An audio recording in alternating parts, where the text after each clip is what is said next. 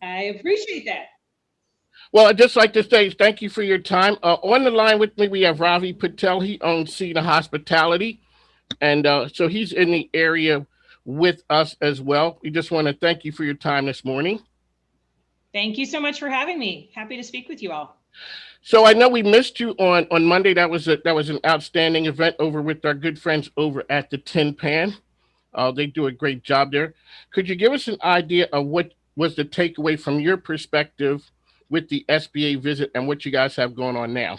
Absolutely. So I was really appreciative that SBA Administrator Guzman came to Virginia's 7th District to meet with a small business owner in our district to talk about the Shuttered Venue Operators Grant Program, which the Tin Pan in Henrico did receive.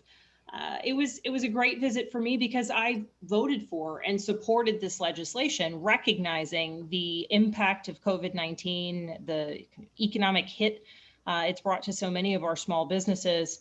And the unique nature of music venues like Tin Pan, while certainly I was proud to support the Paycheck Protection Program and the emergency injury disaster loan as well, recognizing the very unique circumstances of venues that literally had to close their doors, couldn't make any sort of adjustments during COVID to stay afloat.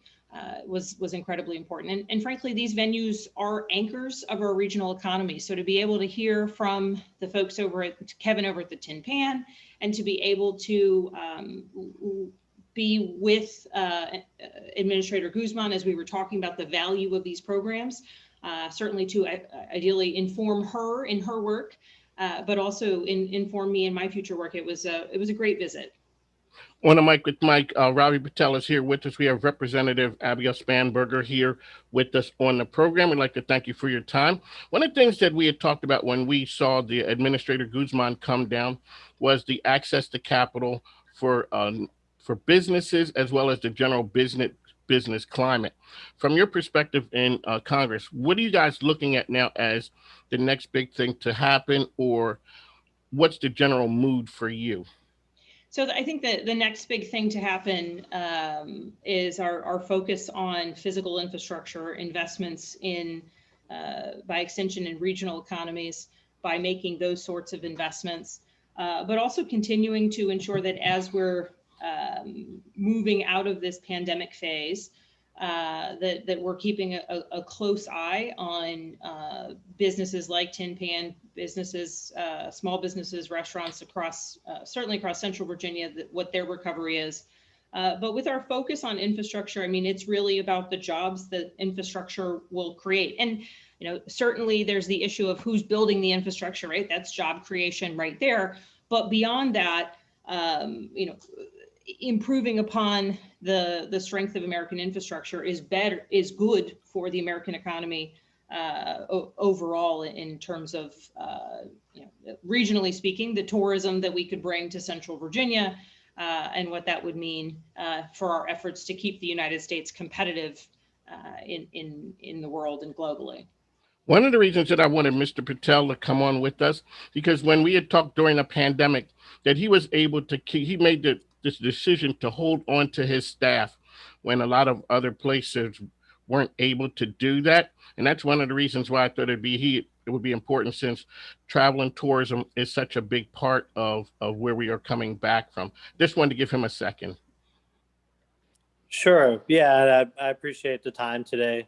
One of the challenges that we're facing is we're not able to find employees to come to work. So even though we didn't furlough or lay anybody off, we still had people that elected to take the state and government money and decided that was more economical for them. So even if we offer them $15-20 an hour, it doesn't matter. They're just not coming. So I guess the question that I would have is, even though the SBA programs are out there, it is cumbersome for certain individuals to be able to apply and get approved.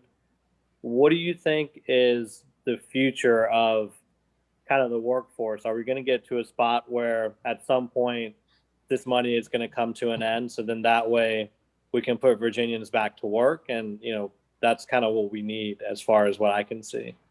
Well, thank you so much for this question. This is a really important issue, and it's one that I've worked on. The studies that have come out, and certainly what I've heard from constituents, is while the federal support to unemployment has been important for those experiencing unemployment, it hasn't been the primary motivator for folks to not return to the workforce. There still continue to be real significant challenges, be it with childcare, be it with other, just regular healthcare concerns related to the pandemic, particularly now with the Delta variant. And there's been a fair amount of research in this space that, in fact, the federal support, and some states have already ended it, and they're not seeing a significant shift in workers returning to work. That said, and having heard many small business owners like you who focused on kind of what can we do proactively, I introduced a bipartisan bill called the Support for New Workers Act. It's backed by the U.S. Chamber nationally, by Chamber RBA locally, by the Virginia Restaurant, Lodging, and Travel Association. And what this bill does is, for the remainder of time that federal supplements to unemployment are available, that those returning to the workforce would actually be able to convert those dollars into support dollars as they return back to work. Now, notably, this is cost savings from a fiscal perspective, because these are funds that have already been allocated to the states for use in unemployment. And the allocation that we have in our legislation is $180 a week. So that's a cost savings from the $300 per week, but notably does provide a bit of support given all of the reasons that I've heard directly from constituents about some of the challenges they have in returning to the workforce. This would only run as long as the federal support to unemployment continues, and which notably will end in September. So I'm working to push our legislation through, but there is a time constraint to it, because ultimately the federal unemployment does expire in September. On the mic with Mike, Congresswoman Abigail Spanberger is with us. And so I know you're tight on time, but I really would be remiss if we didn't touch on the child tax credit. That's something very important. And you have some insight on that, would be awesome. Absolutely. So the child tax credit, I think, is an important shift that we've made to this existing child tax credit. So Mike, your listeners are probably aware, but just to revisit it, the child tax credit has been in existence since 1997. And that is when Congress first sort of recognized the importance of understanding some of the challenges that families with children have, financially speaking. And so to support these families, Congress enacted the child tax credit. And typically, in years past, that is something that is relevant to families at the time when they go to file their taxes. So that's when they're able to make use of that tax credit. With the American Rescue Plan, what we did was we made that child tax credit refundable. We also increased the amount per child, and we made 17-year-olds eligible for the first time. Previously, children at 17 were no longer eligible for the child tax credit. And so in making it refundable, the way that we structured it is that payments for half of the year's refund actually go out in check form or direct deposit form to families July through December. And then when a family files their taxes in April of next year, they would receive the remaining tax credit at that point in time. Making it refundable has a real important impact on families, because certainly for some families who've experienced unemployment due to the pandemic or otherwise, being eligible for that assistance, not just as, or for that refund, that credit, not just as an offset to their income tax, is incredibly important.